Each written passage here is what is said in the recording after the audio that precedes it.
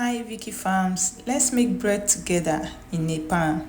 First, I started by adding 3 cups of flour into a bowl. After that, I added yeast and I proceeded to add sugar. Also, I added salt and then I added water mixed together to form a dough. And that is what I'm trying to do here right now. Actually, I didn't measure the water I used, but it should be about a glass cup of water. I was adding the water bit by bit until I got the right consistency that I want for my bread. This is where the work is, the kneading time.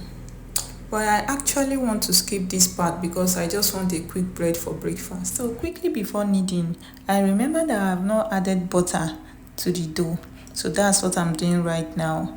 And after that, I'm going to mix the butter into the dough and then proceed to do my lazy kneading that I'm going to do for this breakfast, because honestly I don't even have strength for kneading this morning, and I know the more I knead the bread, the more stretchy and soft it becomes, but I don't care right now. I just want to eat bread.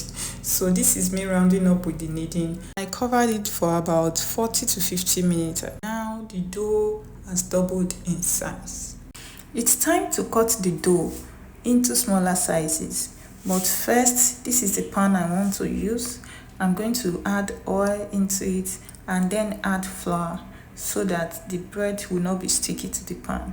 Add oil to my hands too to avoid the dough sticking to my hands, and I did that for the 4 doughs that I have for the bread I'll be putting in this pan. I love to make my bread at home, and most times I go for the easiest one and the fastest one to make. When I have time for the normal bread, I do them, but most times I go for the fastest and the easiest one to make. So I'm going to leave this dough to rise a bit, and now it has doubled in size again. The next thing is to put it on fire now, and I did that on a very low heat, very low.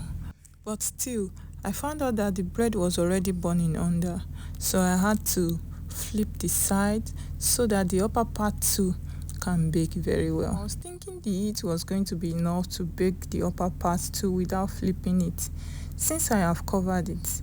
But no, I was wrong. I had to flip it because the upper part was not even ready at all. So I have to wait for some minutes more and then flip back to the other side. And now guys, my bread is ready.